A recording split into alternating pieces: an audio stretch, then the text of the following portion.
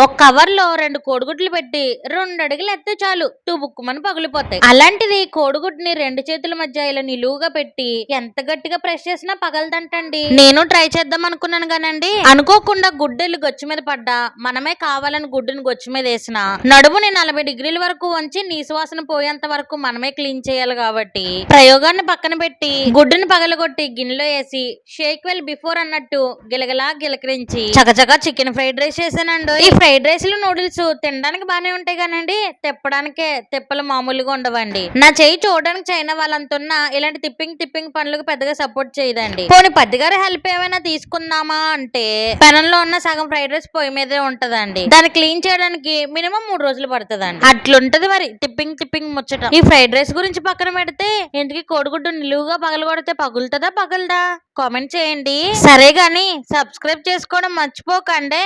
ఉంటాను.